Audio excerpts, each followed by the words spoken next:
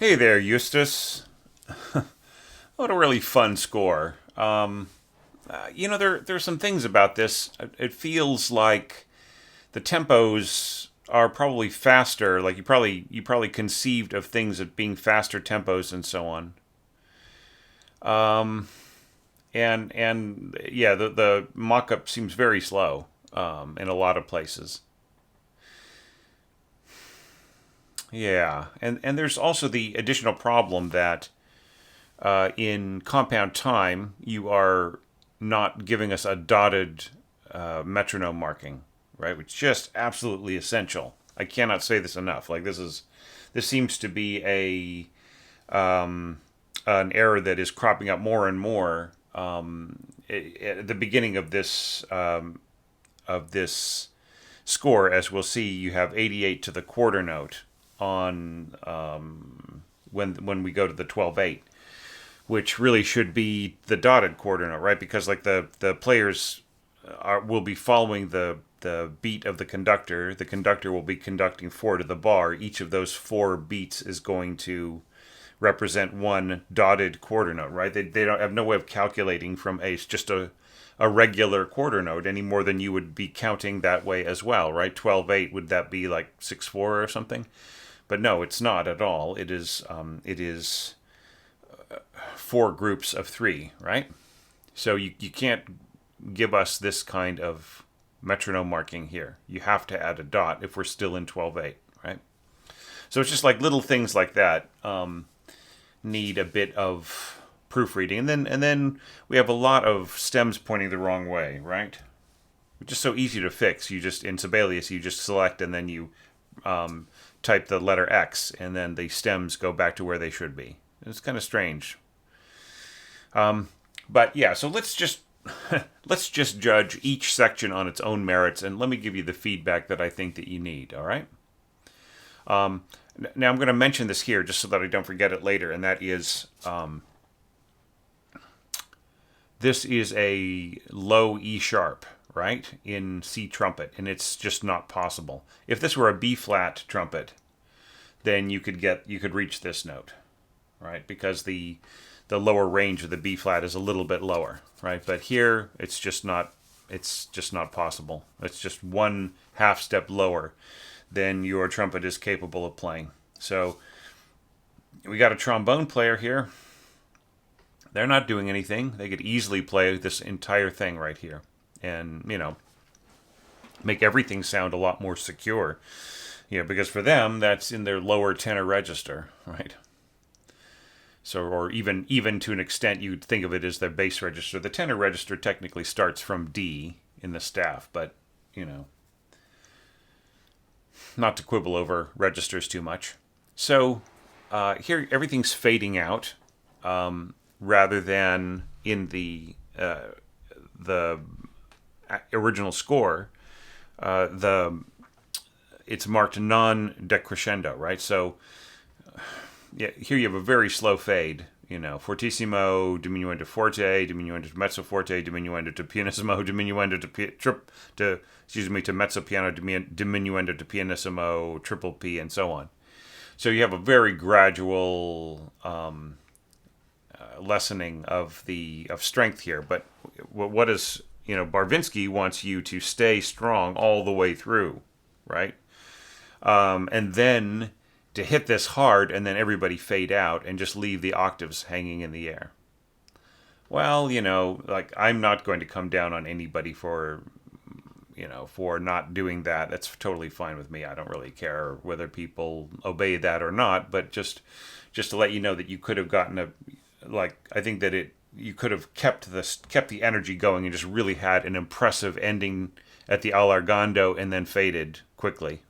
Right, and then set this up with a bigger contrast. See, like here, there's like really isn't as big a contrast because everybody's kind of getting softer and softer and softer. So by the time this comes in, it's sort of par for the course. It's not mysterious or surprising or just suddenly taking people's breath away.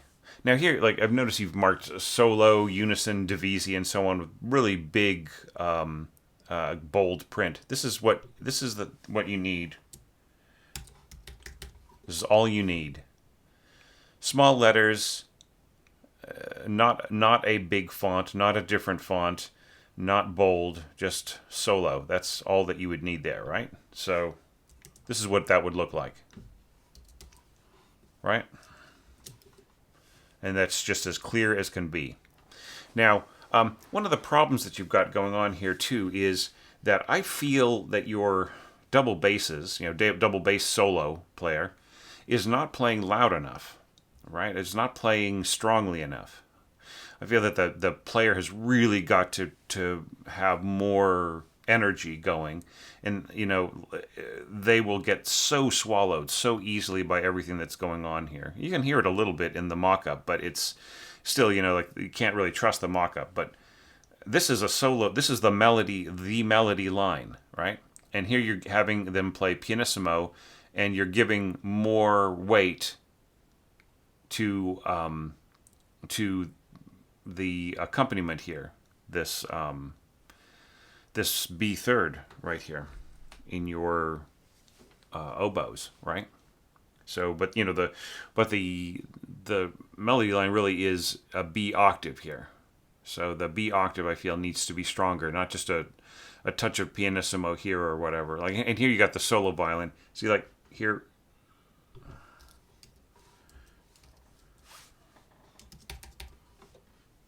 Right. This is better, right? Because like, how can I, if it just says violin, how can I distinguish it from these others? And you might even do this.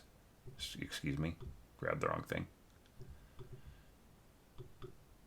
Right? I'd be perfectly happy with that as well, right? So that the solo violin is clearly its own part, and it's not just an adjunct of the of the string section. Oh yeah, see, like look at this. All these stems are the wrong direction, right? See, isn't that a lot cleaner? Same thing here. I wonder how that happened. Maybe you accidentally typed X while you were setting things up. Maybe this is imported from the piano part, and it was something that I had to have with the stems going the other direction. So yeah, anyways, that's how you fix it, right? Sometimes it's going to be a little trickier. Yeah, see, like it just thinks, you want the slur on the other side, don't you? Right? So you just sometimes, if you just select the beam, you get the stems to change direction. Right. Okay. All right, but we really should be focusing on E, right, and not getting stuck back here in D. All right, so I think that you should start here with like maybe mezzo piano or even mezzo forte, push forwards, crescendo, right? Now, keep in mind, like you are importing the tenuto marks from the piano part, but do you know what this means? It means that the player is going to play with a very long bow, a very long direct bow. So it's going to be so really, and then here same thing, and then here you got the you've got the slurs. Now, like, just think whenever you see this on a string part, wrong direction. I want you to think of the word zoom. Zoom, zoom, zoom, zoom. Or actually, zoom, zoom, zoom, note. Right? So it just really have like the long bows, long direct bows. So if you don't want that, then don't use this. If you want sort of like a slightly pulsing kind of a sound, then put a slur on it, right? See, like if I put a slur here, this becomes portato, right? So it's like more like throbbing, kind of, right? So there are a bunch of different options there. Now, see, this is perfectly fine. Normally, I would say you should use a dotted whole note if you're just going to tie, but here you want the player to diminuendo in the exact middle of the bar to pianissimo. So in that case, the tie is exactly right because you're just showing where the dynamic changes, right? But but once again, I feel that this is wrong. I mean, how can this stay as a melodic, as part, darn it, as part of the melody when it's marked so softly, right? So, and then here we have the melody in the clarinet as well, and it just doesn't quite add up. This is piano. Shouldn't this be piano too? They're both playing the melody, right? And then coming back here, zoom, zoom, zoom, zoom, right? So it's, and here with the bass clarinet, it'll be do do do do, like so. So the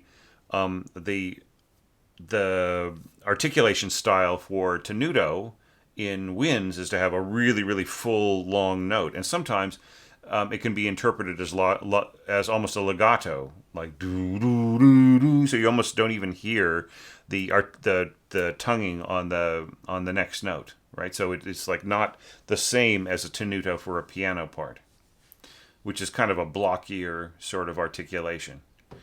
And yes, it is blocky as well in our string parts, right? But yeah, there's no need for a second voice here, right? And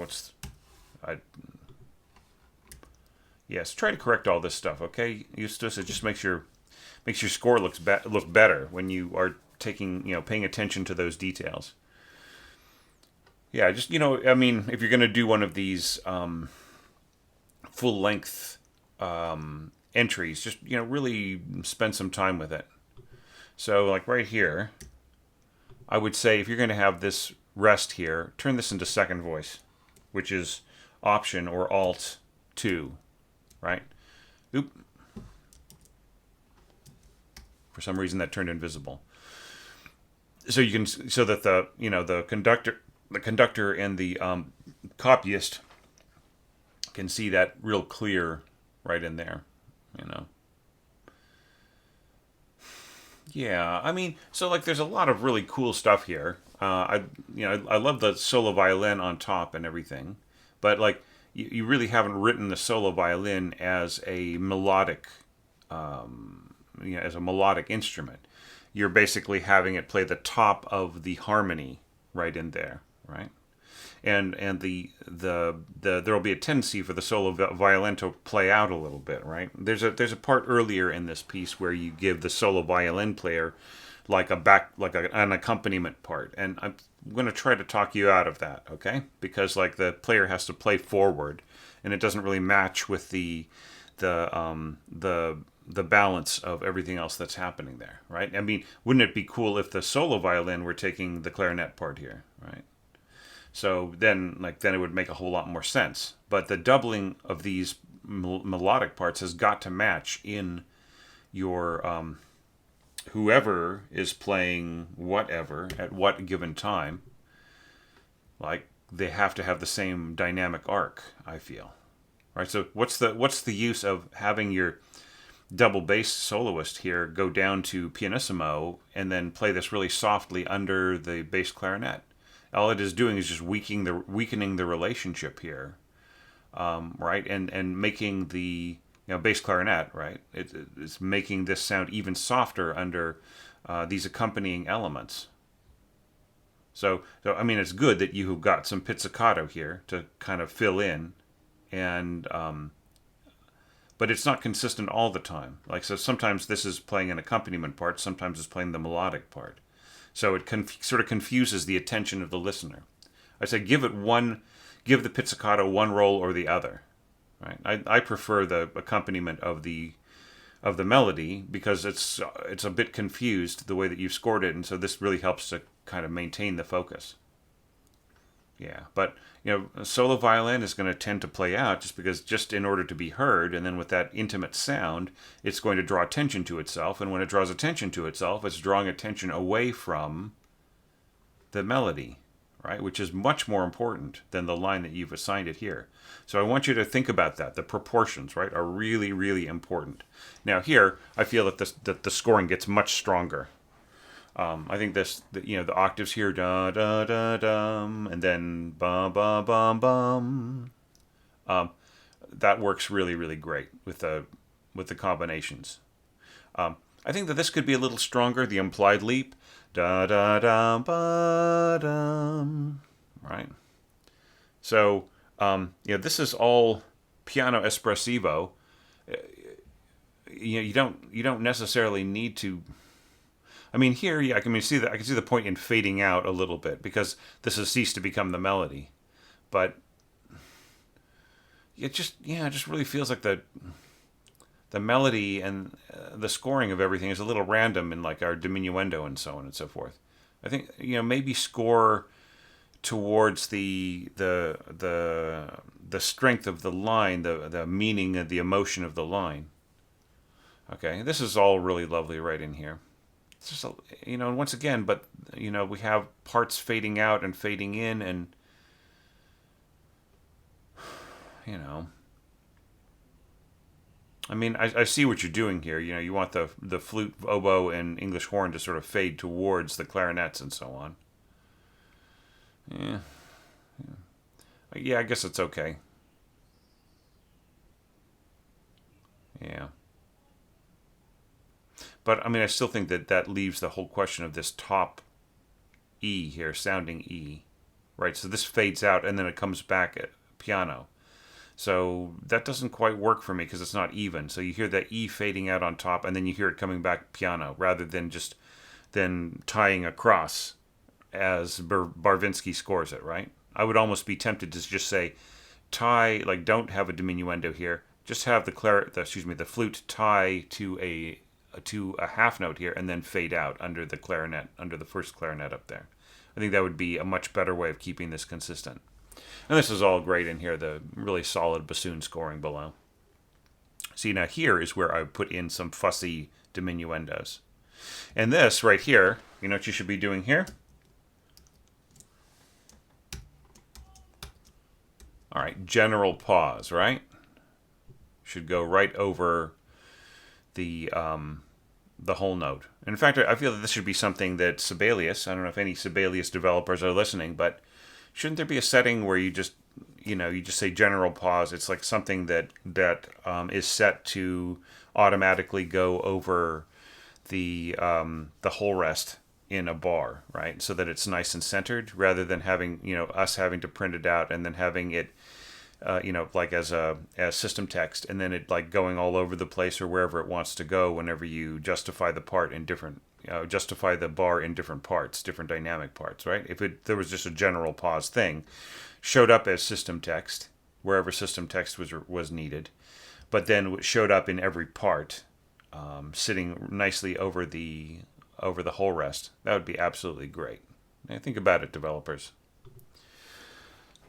All right, so you need to mark this general pause because you have all these players wondering when they're going to come in, and kind of if they get off of the count, or if they don't understand that one bar is resting for everybody, then there might be some accidents in counting. There might be some accidents in like some mistakes about what to do next, right? So always do this whenever you have a completely blank bar in all parts. All right, and then once again we have weird stuff going on. With the English horn here, like it has the smoothest kind of articulation, but don't you want this to be tongued? Like da ta, right? Rather than ta. It's just that there's that sort of sag, like when you drop like that. And I'm sure it could sound gorgeous on an English horn, but wouldn't it be kind of nice to actually just articulate this rather than slur so much? Yeah, and this is lovely right in here. Pizzicato and all right. So yeah, don't do this. All right. So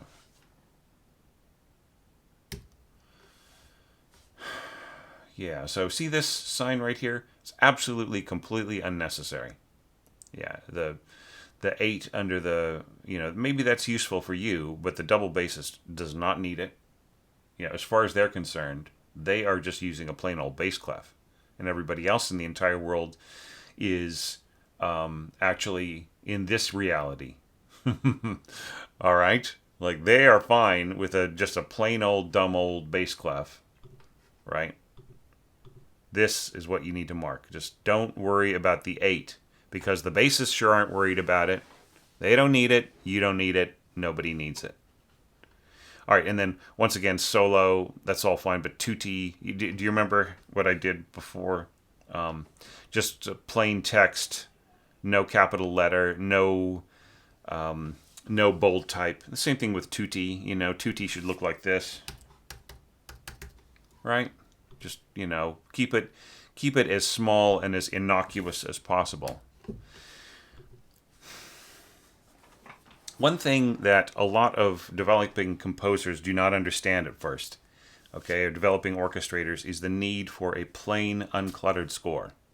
Right? The more that you beef up certain words and add really, really long crescendo marks and so on, another thing is like the wavy glissando line. Just anything that clutters things up just is more that the eye has to think about, and the more that the eye has to navigate around as they look at things. And you might think, well, geez, it's just a score. What the hell is the problem? Well, the thing about it is that, like, usually composers and orchestrators are coming from like a solo piano background. Maybe they've looked at many, many pages of piano score, but very few, in my experience, have actually sat in a section and played professional, especially professional string instruments for an orchestra, and read page after page after page after page, night after night after night, like with an opera score, for instance. It's like going through a novel every single night, right? And some operas are like Dostoevsky novels, right? They're full of details and full of little things that you have to put in there, or else the opera doesn't sound right. So the less clutter in terms of bold type on things and massive instructions and things like that, the less clutter and the clearer the score, the easier it is for them to read and the less hassle it is for everybody. All right, so please remember that. This may be an artifact left over from the piano score, but harps do not have sustain pedals, right? So that could go. And it just is a naturally sustaining instrument. I've seen people mark LV on harp and so on. And sometimes that is cool, but just generally in a passage like this, it's pretty obvious that the pitches are intended to keep going, right? So no need for any kind of suggestion to keep going, to keep holding. Yeah. Yeah, so this part right in here, yes, you are having the viola and the English horn sort of fade into each other. I'm wondering whether or not it just will sound awkward, like going up to that written A, But I mean, you could try it and see how it goes. This should be over here, right? Yeah, just might add more emphasis to this note in the violas than you were expecting. Anyway, but it's okay. You can leave it in. Once again, maybe if you're gonna not slur across, maybe the slurring pattern should go like this, right? Oops. Right? Why can't it be da da da da? Right? And it's just so much easier to bow. Down, up, down, right? It's just very simple. Yeah. But yeah, pretty cool ending, I thought. It sounded pretty nice. Now let's jump back to the D section, which you've marked scherzando. And just kind of a discussion about all these metronome markings. Now, once again, okay, this probably should be here, right? Sorry, I'm grabbing the wrong thing. Yeah, so all of these metronome markings should be dotted rhythms, right? Because once again, you give a quarter note rhythm to the player, and they can't count on the offbeat, right? Which that would imply, right? So you give them the dotted quarter note that represents the strong beat of each strong beat of the bar, right? Yeah, and then also the character of these markings don't really match the tempo that you've assigned. Like, so you say vivace here, so lively, but the tempo that you've marked seems really more like andante moderato, right? And then here you say scherzando, and like does the tempo here seem like a kind of playful, joking, capricious kind of a? It doesn't, does it? It's more mellow and soft and rolling and cascading and so on. So, I mean, it definitely would have to be faster in order to be scherzando, right? And I would expect more kind of leaping sort of gestures and articulations. And then here, you're saying vivaci con brio, and then con fuoco, and the tempo is still really slow, right? So I think you need to make things match up, right? Con fuoco would be more like 138, I would think. Just, maybe about as fast as this could be played, right? With fire. All right.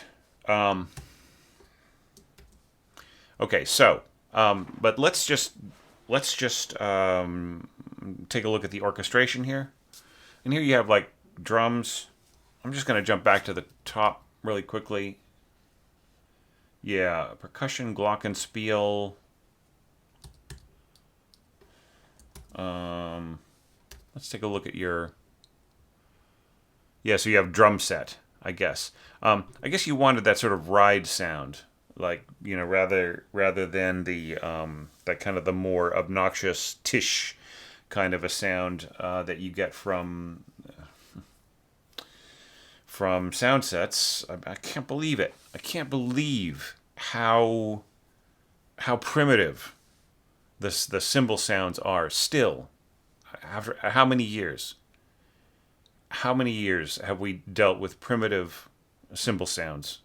They just like don't make any sense in sound sets.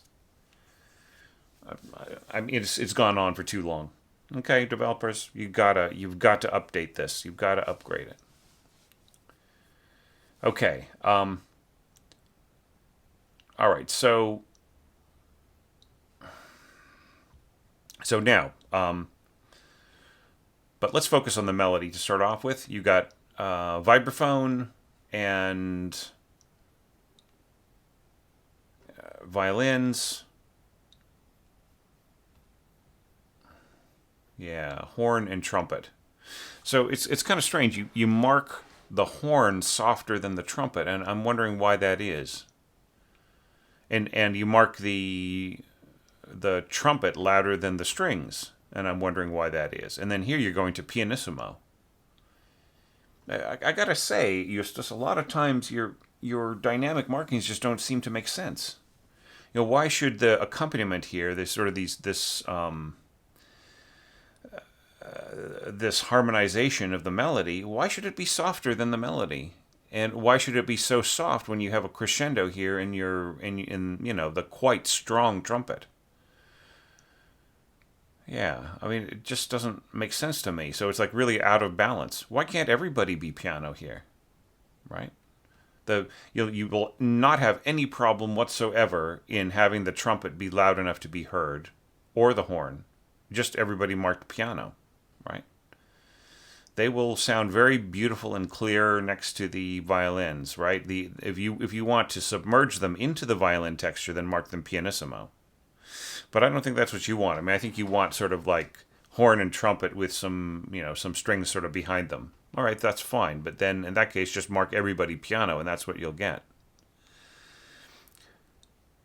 So before I turn the page, we'll take a quick look at the accompaniment. This is kind of cool right in here, how you are having that low note, that first low note be like its own thing, right? It really is. It's not anticipatory of these octaves right in here. Maybe it is in the bassoons, but since there isn't much more weight, it just really becomes kind of a separate boom. And here you've got these cascading octaves. You know what I would do? I would just trade this off between first and second. So have the first player go da da da, and then have the second player double on the same note da da da da.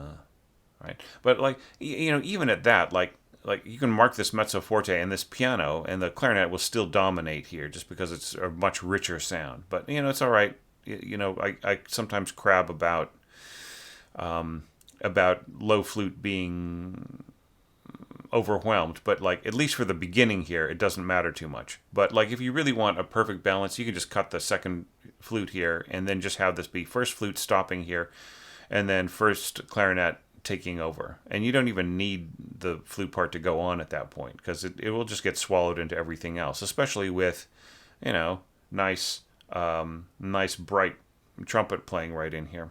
And no, not to mention vibraphone if you can get that to sound like something, right? So like it seems to me that like you really want the vibraphone and the trumpet to, like you've got this brim kind of thing in here, and then you have like falls and lifts in your trumpet parts, sort of jazz articulations. Yeah, it's funny. Everything is upside down. So, like, you just really have to decide, I guess, forte, it's just a big mishmash of different dynamic markings, really. I would sort of prefer that everything was piano here, and maybe the vibraphone was mezzo piano, and I think that you would actually get a much better blend. All right, yeah, so here's like, here are your lifts, here's your fall. Yeah. Do-do-do-dee-do-do-do. So, with the melody this strong in how many different instruments, right? You've got the octave melody in violins and horn and trumpet and vibraphone, and you've got the harmonization here. So there are two things that are a little weak, right? So for the first 4 bars, there's no doubling on the harmonization, right? So it's really weak down there, and especially as you've marked it pianissimo. And you don't really kind of come in to double it until like we get into here, and then you're doubling it with an instrument that is so much more powerful than the strings, right? So suddenly, like here, they're invisible, and then all of a sudden that part is really loud, right? And not very well balanced. But like the real problem here are these cascading octaves, right? They're not going to get stronger necessarily with the way they are scored. They're going to require more and more doubling, I feel, in order to be like, especially scoring the flute this low, right? And then here you have piccolo coming in. The piccolo could be helping out that flute, right, to firm it up a little bit. How much do we really need this to be played on piccolo? Perhaps this part right here could be played by flute and piccolo, or maybe like A2. That just seems really, really late. It should have happened way earlier. Especially like if you're getting to forte, mezzo forte, and so on, and you're still scoring these low flutes in here. I guess like it's not going to happen. And this stuff in here is also not going to have a whole lot of, like here you drop the octave down just for a bar because that's what's in the piano score, but you shouldn't do that. Don't worry about what's in the piano score. Keep it high, because otherwise it's just like right in here. Like here, I see you've marked accents, just an attempt to get it to sound louder, but it's not going to sound louder. Okay? What you need is more doubling in different parts. Sorry if this was sagging. Yeah. Maybe the basses could come in here and play more of a role. Maybe this part here could be played, in a slightly different register by the violas, and the cellos could start helping out with the lower octaves. I just feel that a lot of the functions in here, like some of them are very strong and some of them are kind of weak, right? And then here, like, you have A2 bassoons and an octave higher than double basses.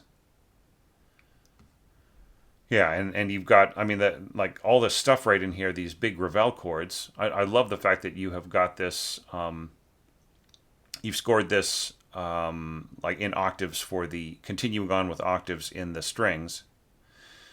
I think at this point, like your middle strings here, they are playing pitches that are already being covered by other very strong instruments. So, maybe they could be helping out, like maybe the violas could be doubling the second violins here.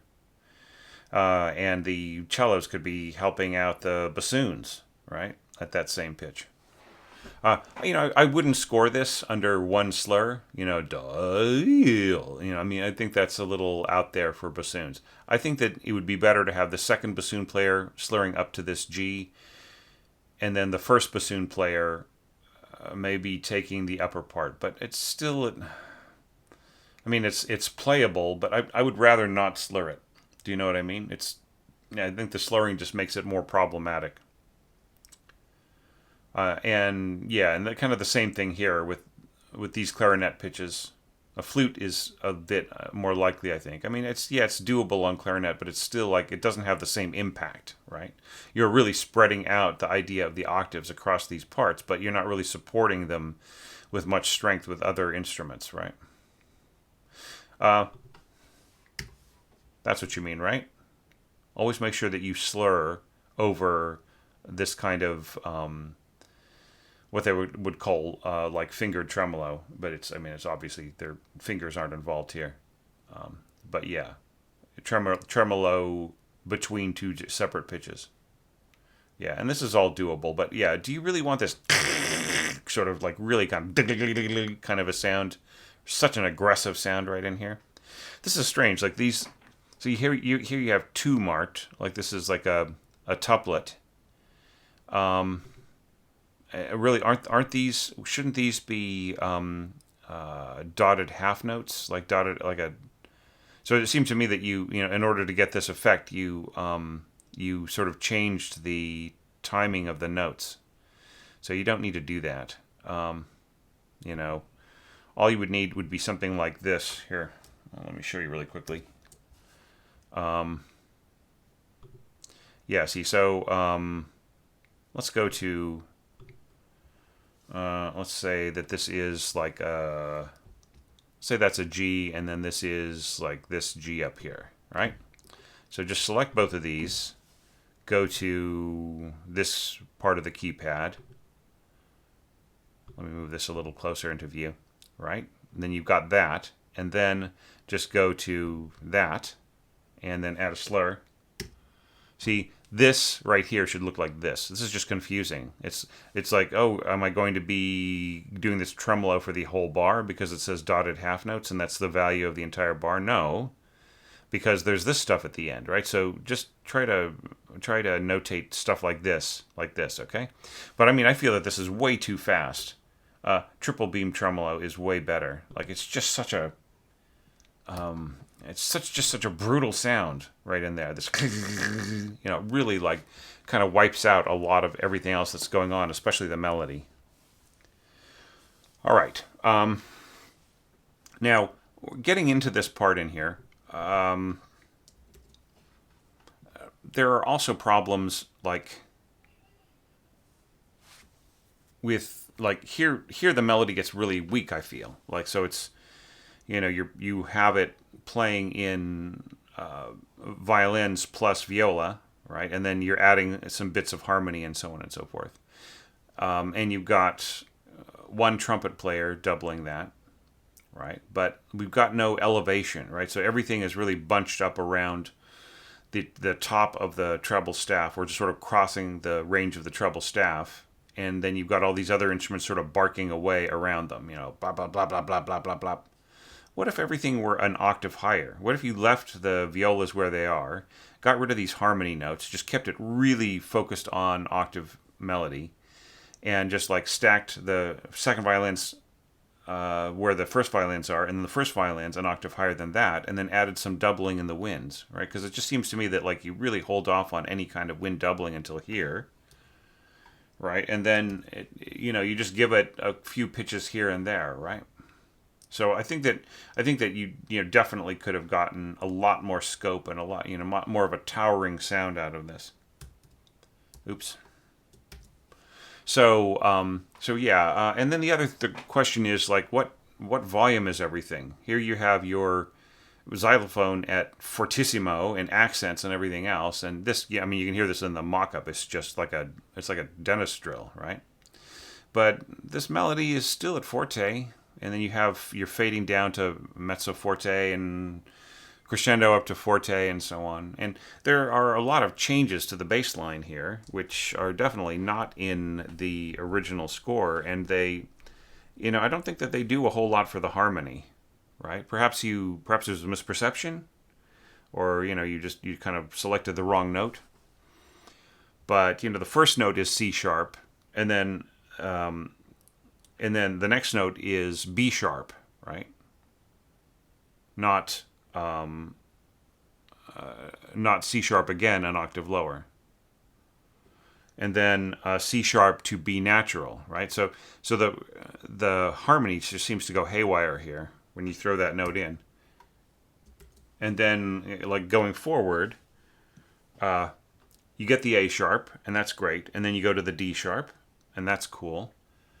But then you go to C sharp, right? And then, like, for one bar, it seems kind of cool. But then, like, as the melodies, as the melody descends and so on, it, like, the context of it becomes more and more vague, right? And also the whole point of the D sharp, it was not only to build the specific harmonies on it, but then changing to the E, which leads to the sense of E minor here, right?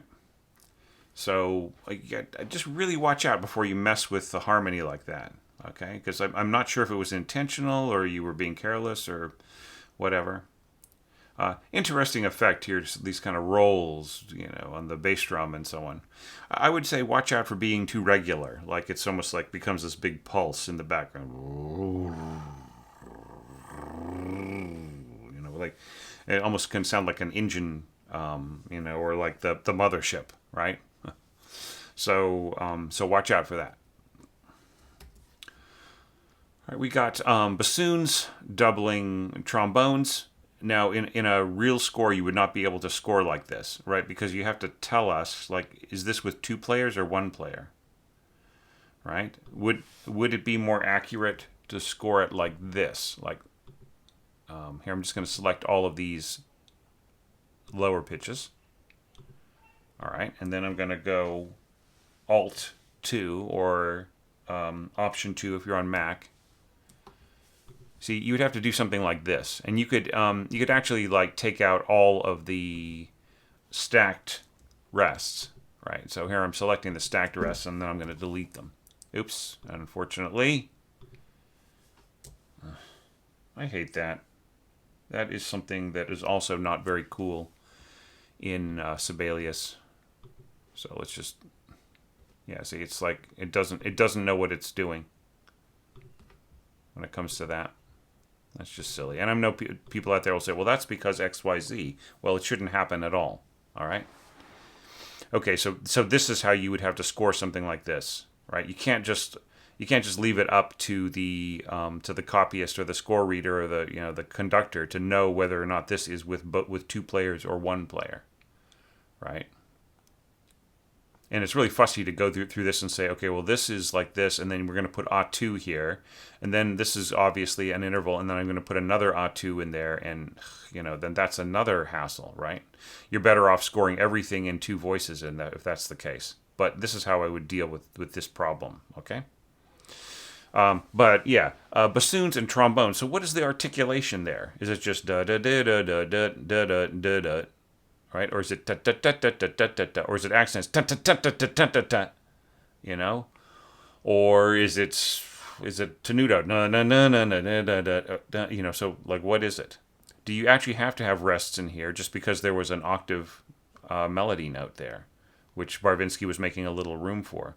Just because he made a little room for it because it was a piano piece doesn't mean that you have to do the same thing. You could just keep chugging away with these repeated intervals and with this arc. You could turn this into more of an arc and less of just like a rest da kind of idea, right? There's just so much more that you could do. And I would just say, like, in terms of more that you could do, like, instead of giving such juicy parts to your mallets here, in lieu of other things, you could have, like, crashes on cymbals. You could have rolls on timpani.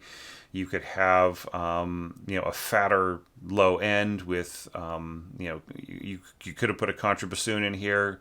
Tuba could have kept doubling along with this.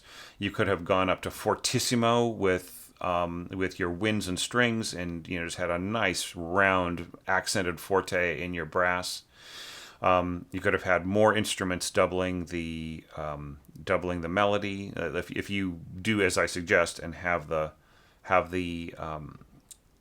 stacked octaves here, triple octave here, doubled by other wind instruments, and like you've already got trumpet right here. You could have had the trumpet playing in octaves. There's so many things that could have been done here, or you could have had continued this really cool idea of horn below and trumpet above, right? You could have had one of your horn players or two of your horn players doubling the viola part. So I think you could have filled this out quite a bit more. Yeah, and it's kind of strange this being in red. I think it's just because of maybe perhaps the way that I justified things when I changed around your score a little bit. Okay, so and then like here you start to drop out parts, like you're giving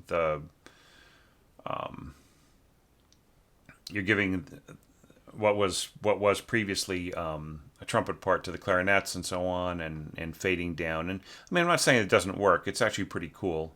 I kind of like it. A sort of a gentler arrangement, but then like right in here you get way too low with your trumpet and so on. So I think there's just way more potential for this big scoring right in here. So maybe spend a little bit more time on big things like that when the next time around. These orchestration challenges. But yeah, I mean, still sounds awesome. I mean, all of these little things aside, I love the tam-tam crash right in here. I'd put an accent on that, actually. But, maybe with everything going diminuendo, it should only be marked like mezzo forte or something, right? And, and this is the kind of thing where, like, you could easily put an LV tie on, right? Which I prefer. Ugh. What? Sorry about that. Why should the screen jump? That's ridiculous. Sorry, I'm in a slightly shorter mood today. Woke up a little too early. So just like putting in the LV tie there. Which I prefer to, where's the other option? It's kind of a new one. Anyway, sorry, like I never use it, so I'm having a problem finding it here.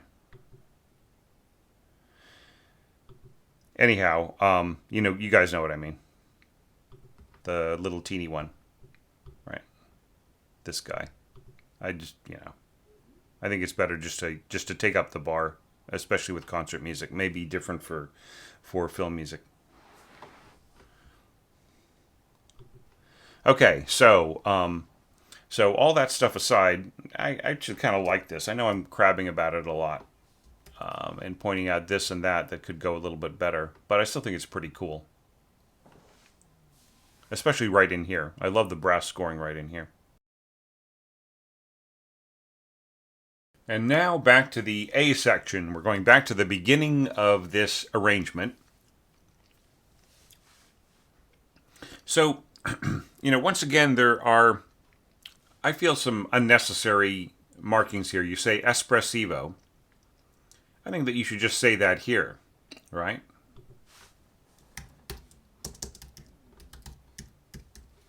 Right? I think that this is what the players need, rather than marking espressivo as a tempo marking, right? Wish the page wouldn't jump around so much. All right, and then here, dolce. That's also should be expression text. And you should only use it on those instruments that are playing sweetly, right? Those that have the potential to play sweet. If you have an instrument in pizzicato, obviously, how dolce can you get with your pizzicato playing? And just like playing patterns on the bassoon, right? Is this one or two bassoons? You have to tell me. And then here, bass clarinet. That's not really a dolce part. That's more of an etude, right? So all you need to do is just say a tempo più mosso. And once again, like right here, this is fine that this is not dotted because it is a slow tempo 6/4. So the conductor will be actually beating will be beating all 6 beats. All right, 1, 2, 3, and then crossing over to the other side, 4, 5, and then up to the upbeat 6, 1. Right, so this will there will be 6 individual beats. So it makes sense for this to be just a quarter note equals, here you're saying 80, which I feel is pretty slow. But if that's the tempo that you feel, then that's cool with me. Now, but here, this should be dotted note equals 88, right? Not quarter note equals 88 for the reasons I explained before. All right, well, let's look at the scoring of this. So here you're saying espressivo, but you're giving me 2 tenuto marks here.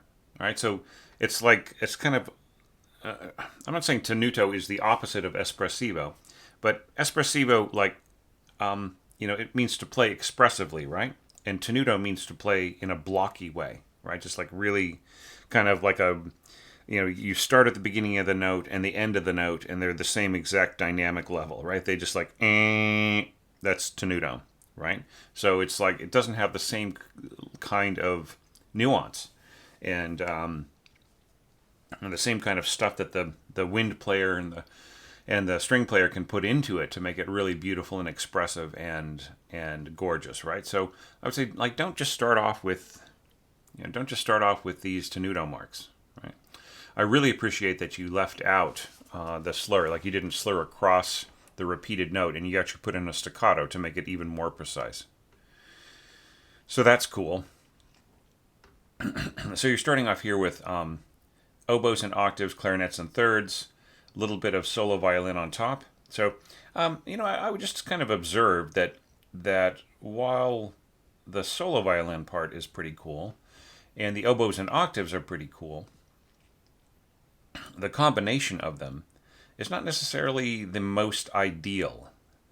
They're sweet, and they're each sweet in their own ways, right? It's sort of like inviting, it's like inviting 2 people to a beauty contest, right? Who are both gorgeous, and then it just becomes like a comparison over which one is nicer, right? And so, violin and oboe can team up. Solo violin and oboe can team up on a note, but they really are better off by themselves, right? They like the uniqueness of what is sweet about them, what is expressive about them, which is dolce about them. That is really something that is best left alone, rather than just sorry, I'm getting into this habit of flipping your stems. Something like this should actually go like this, right? Right. Just try to have the slur cover like the span of how far it's going. So, so here you have like this little cuckoo in the forest, which is very cool. The harp here is perfectly fine. I wouldn't mark it pianissimo. Harps are just like pianos. They need their dynamic in the middle, right? And if you want a dynamic in Sibelius to apply to both staves when it's like this, then option 5 or alt 5, depending on your keyboard layout. Boy, I sure wish that the screen would stop jumping like that. So that's fine. I sort of feel like sometimes you put in touches here in the score and then like you never do them again. Like, couldn't there have been more harp? Right? But it's just as one little touch and then you're done. So I don't know. I just feel like they're like cool little things that you add here and there, like this little glockenspiel here. I just feel that some things could have gone on longer. The little cuckoo in the woods lasts 2.5 bars. So, right in here, it's like this is where I would almost be tempted to ask you to like score maybe tenuto staccato, so you get a doot doot rather than a dink dink, right? Because like the cuckoo actually, like if you listen to the cuckoo call, it isn't a doink doink, it's a doot doot, right? It has a little bit of sustain to it, but it is separated.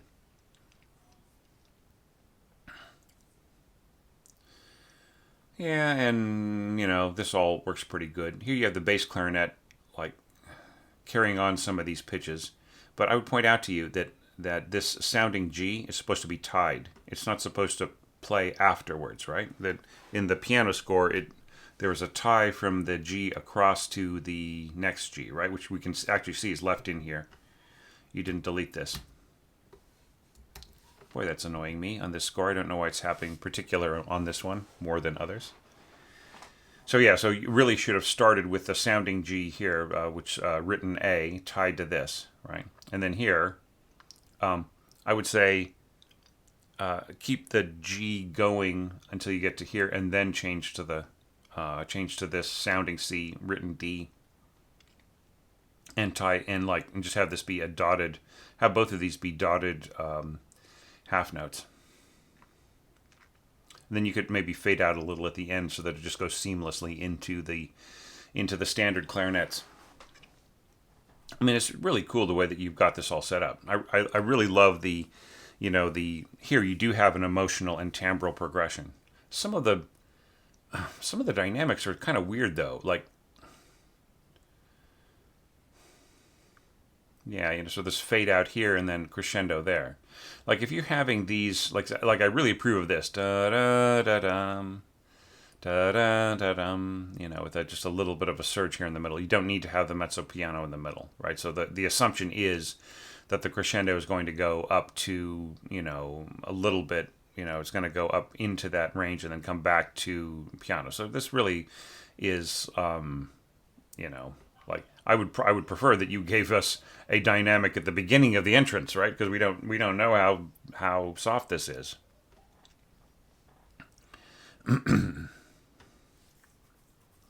So do you really want to go da da da da?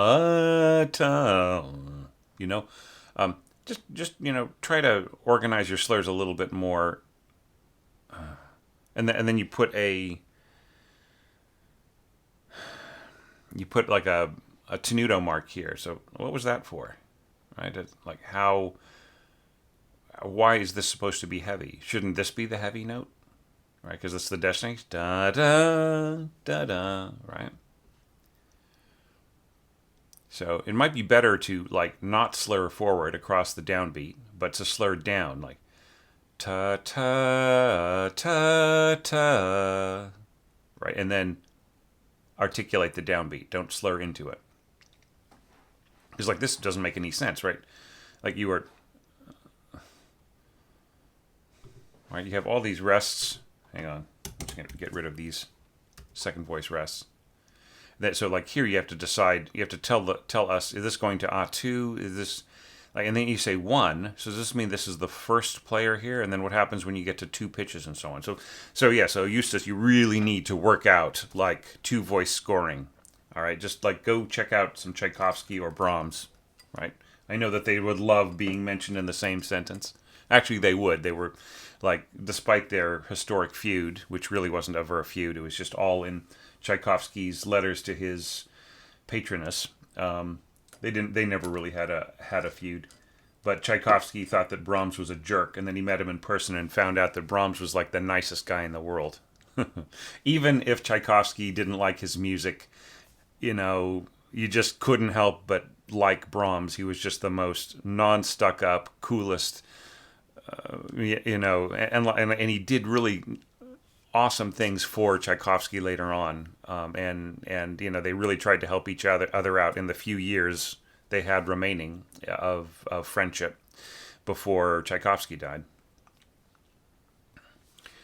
So anyway, yeah. So just try to study some of that. So if this is all right, sorry. I just selected this and I typed Option 1 or Alt 1, right? And then I immediately got this. Now, I'm noticing that your like your text for the number 1 is huge. You don't need that. All you need is this, right? That's fine. So like this is going to end up being enormous in the part, right? If we actually just separate this out and look at the bassoon part, you can see that that is an enormous number 1. Now look at the, just like by comparison, this is much more readable and like, you know, just you want to cut down on clutter, right? You just don't want a cluttered score with lots of extraneous material happening. Okay, so now we're getting to the melody, which is, you know, I mean, it's pretty cool. You've got octaves scored here in your violins. That's being doubled by your flute on top and English horn on the bottom, and it's just sort of like with kind of trading off parts in the melody and so on, with this harmony in the middle. I don't know if this totally works, Justus. Right, and then some harmony below, and yeah, it's just a little bit of a mishmash the way that you realize the harmonic part below, and it goes fairly deep, right, which sort of goes into the territory of the those, you know, the kind of the figuration, right? So maybe it goes a little too low there, and it sort of kind of adds extra weight, which in turn obscures the other parts around it. It might have been better if, like, you had, say, violas doubling this, right, and then the cellos helped out with the bassoons, right? Now here you don't have to go rest da da rest da da. What you need to do is connect with the middle voice, right? So da da da da da. Grab a note from this da da, and then grab another note da da. See, so it's like it just contained. It's like, so it's more like this, right? It is, or like this. It is one continuous stream of eighth notes. I think that would be preferable right in there. Now, what you're doing here with the bass clarinet is awesome.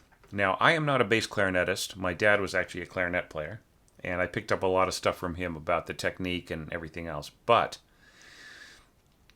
I'm a little unsure about these rocketing octaves in here. You know, I mean, bass clarinetists, I think practically play anything. They're pretty much, you know, for a really decent player, they're as fluid as any flute, right? But I'm just a little hesitant about giving my complete stamp of approval to this. You know, I'm saying, hey, put in some leaping octaves, and then I get some, and I'm saying, well, I'm not so sure. I just, you know, any clarinetists out there who are, you know, who are competent on bass and so on, just chime in, please. I mean, I'm pretty sure it's possible, but I'm not sure that it would sound very good, you know, like, I'm just, you know, but that everything else about this is really, really cool. I'm wondering why you don't have some slurs in here, right? I just think that would work a whole lot better. So I love the whole idea, you know, this is so cool, Justus. This is like one of the best things of this entire challenge right here. Boom, this bar here, and just like the way that you've set everything up with the big harp rolls and everything else playing together. I just think that the cello is just a little much way down here. I think that there's a way of rethinking this. Okay. Yeah, and the other thing too is, like, by giving us these G's, what is Barvinsky doing in the score? He is making the lowest note that has the longest sustain because of the pedal. He's making it D. So when you go to the G, right, you're kind of giving away that we're in G major.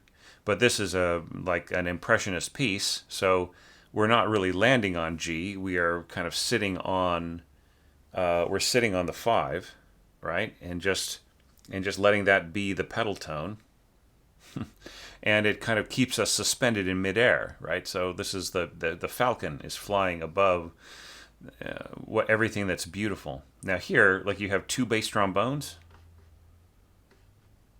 Was that a misprint? All right, so this all needs to be reversed, right? This doesn't want to reverse. It's being a bad boy. Sometimes you have to just select some random part to get it to turn upside down. Anyways, I won't bother with it now, but yeah. This could easily be in tenor clef, I would think. And you know something? I think you would be better off with two trombones playing this in octaves. Or not in octaves. Well, it's sometimes it goes to a tenth and so on. So I think that like this would be better off with two trombones rather than two on top and two on the bottom. Just the entire part should be played by your both of your tenor trombones. That's how I would finagle it here. The thing about it is that like here you're just kind of giving more weight to this part, which I already said was too weighty, right? So that is an additional problem. And then like you're adding a ton of strength right here in the middle, right when you just really need to back off a bit because you've got this beautiful stuff happening. I mean, how well can you really hear this, right, in the mock-up? It's really hard to hear. So, you know, this is the kind of thing that obscures that playing. All right, and then you elevate that part, you know, the whole idea of the 16th notes, which I think is just really, really gorgeous. Did you notice that, how when you leave it out here, it just like suddenly you can really feel the absence of it. So just watch your pacing here. Here say con fuoco again. How is this fiery and a flame, right? How are we aflame here? I think this is just misleading. That you don't need to mark anything here. You just need to score, right? Like don't let like you know, expressive markings and tempo markings and things like that substitute for just scoring things in a way that is very compelling and that works. This is a lot of weight for, you know, for the color that you're going for, and it's just like you really are like pushing here to just getting very loud and then backing off again.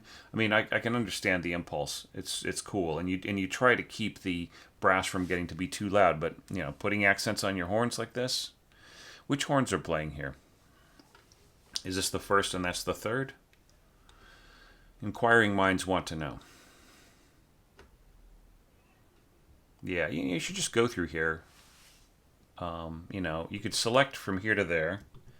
You could type Option and Command or Option and Control, and at the same time the letter 2.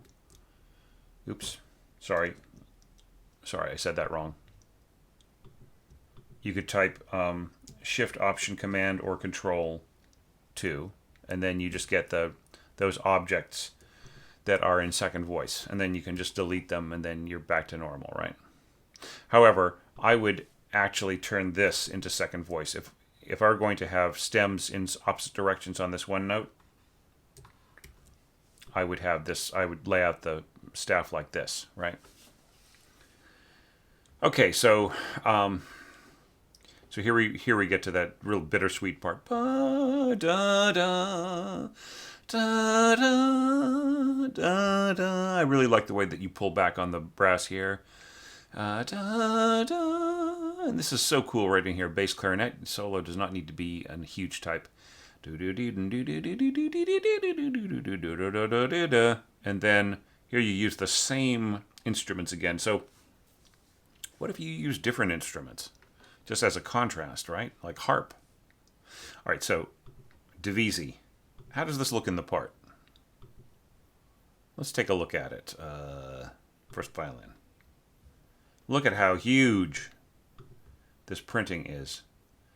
Divisi and unisono, right? You absolutely do not need to have that. You know what you just need? Is this. Oops. All right. That's all you need. div period. And then here,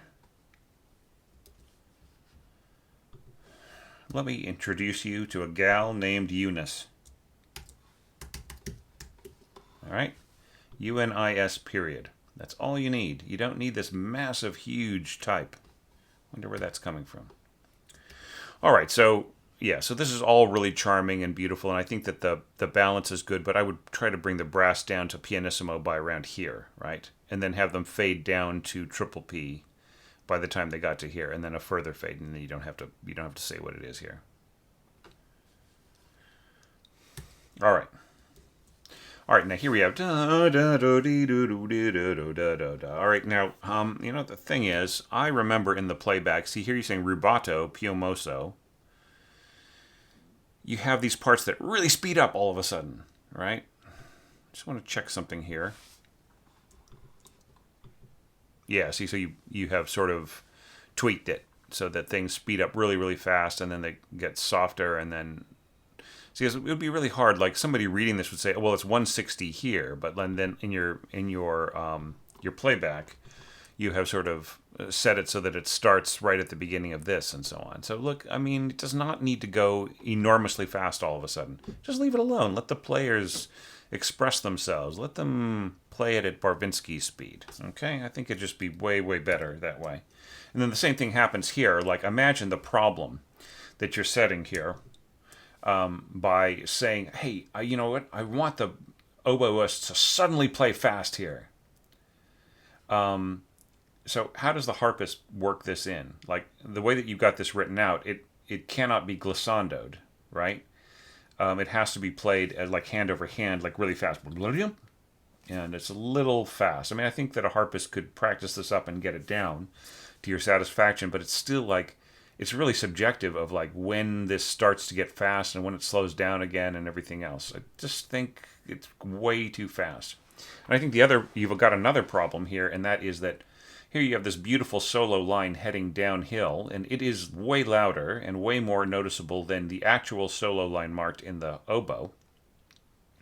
And then all of a sudden this part becomes the solo line. Do you see the problem there? It's like this actually should be, like you should swap these. This should be the clarinet line. This should be the oboe line, and then the oboist can easily play all the way up to that note, right, and work their way downwards.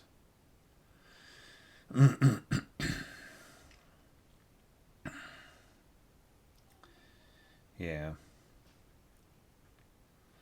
If I could just give you a little bit of advice, don't add any kind of signpost as to where we're headed harmonically. Maybe you could have this tremolo here and this, but don't have anything below your solo, right? Just let it wander. Don't tell us where we're going, right?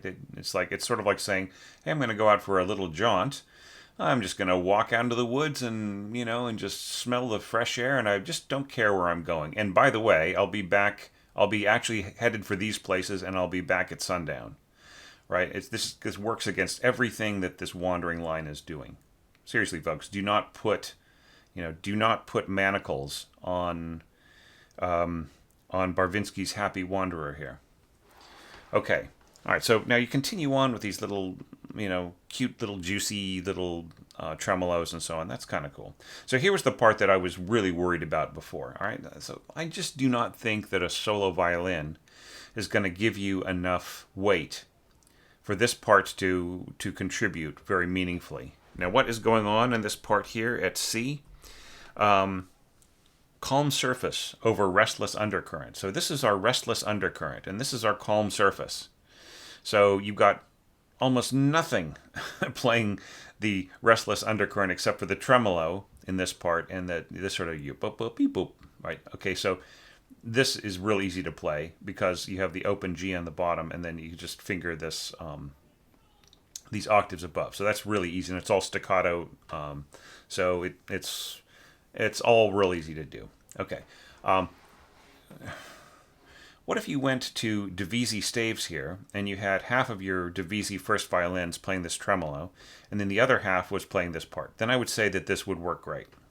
All right, and it's a real cool way of interpreting that. And and of course you've got the harp also playing along, but it's if you're going to push up to mezzo forte in your reeds here over and over again, and then get a much more intense color right in here, with the strings and the winds, and add the horns, the harp is really going to be of limited usefulness when you get to this point.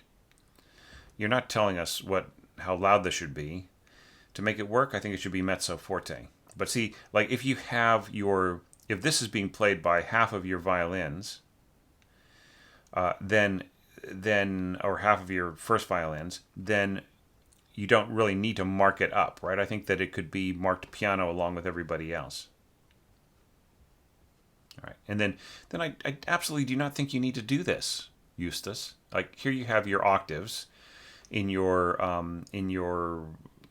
I guess first oboe and English horn, and here you have your harmony. Why is the harmony like 2 degrees, 1 degree, 2 degrees softer than the melody? What's that about? Why can't they all together be the same dynamic? Yeah, and then here you're adding bassoon and yeah, and then you're adding like A2 horns here. Yeah, so see, it's just going to get bright and a little blustery right in here. So that pretty much just blows the harp out of the water at this point. So the harp could like gain an octave, right, or something. Just do something to and definitely give the crescendo to this. Like see, like your solo part just has there's no beef to it, right? So it just is going to get smothered too when everything else gets big. So don't let that part, the restless undercurrent is incredibly important here. Without it, this is just wallpaper, right? So this, I would say, just focus a little bit more on this. Make it stronger. Make it count for something. And don't underplay your strings so much. Like they're just just don't like all right. Here you're having second violins, the same dynamic as your horns, triple P. And then by the time you get to here, you are mezzo piano and you're 1 degree softer than the horns, which are twice as loud, right? So some things are just not balancing in here. I think you should just rethink your whole dynamic approach. All right. Okay. The first thing is try to score things so that the whole orchestra, more or less, is balanced, because the instruments that you're using and the registers that you're using them balance already, okay? So everybody can be more or less the same dynamic. Now, the exception being if you have really close scoring where the brass is like right on top of the winds and strings and you're trying to get a sort of a merged tone, or you're playing a huge tutti and everybody's screaming at the top of their lungs, then in which case, mark the brass down 1 degree, right? Then the other exception is instruments that are very soft, like harp, celesta, and so on. They can be marked up 1 degree or 2. All right? But in general, try to have everybody's dynamics match. Try not to do stuff like this, where you are, where you have instruments that are already stronger. Like these instruments are already stronger than the strings. They don't need to be marked up, right? But here you have them marked up, so what's going to happen is the accompaniment is going to disappear, right? Rather than be a gentle accompaniment. Like if these, so let's say that these parts were marked exactly the same, piano, crescendo to mezzo forte in this part as well, then you would still have a subtler accompaniment below to your winds, right? And it would all balance out perfectly the way that you intend. You want softer strings under brighter winds. So you don't need to mark down the strings. They already are there. So that would be an example of scoring to the strengths and weaknesses of the instruments, right? And just definitely don't do things like this where you have an instrument that is 4 times as strong as the strings coming in marked twice as loud or 1 degree louder, right? So just really watch out for the way that you dynamically mark things. I mean, it's funny how dynamics can end up being like almost more important than where an instrument is in its pitch, because like it makes more of a difference, right? And just one last little thing right here is that this piccolo is going to come in really bright, especially playing octaves with the oboe. But that's actually kind of cool. And there's a little cushioning from the second violins here, so that makes it a little bit easier on the ear. But still, you still have that pressure too from 2 horns. Anyhow, I mean, really cool score. So, Justus, for the past hour or so, I've just been picking this apart and saying, oh, this doesn't work, that does work. Watch out for this. Watch out for the dynamics. You don't need to put in different, different markings. You should have smaller text. And, I'm just throwing one thing after another at you. But, I mean, that doesn't mean that I think any less of your score because I'm taking all these pains to point things out to you. In fact, I'm really impressed by it, and I think it has some beautiful, beautiful moments. I mean, just like, right in here. What a great idea. Fantastic idea. Right? And this, too, the bass clarinet, like playing against the bassoons. So cool. I love it. So you have some great, very original, very, um, very thought-provoking ideas. Things I wish I'd thought of myself. And I think you should feel really proud and happy about the work that you put into this, despite all of my corrections and suggestions and feedback. All right.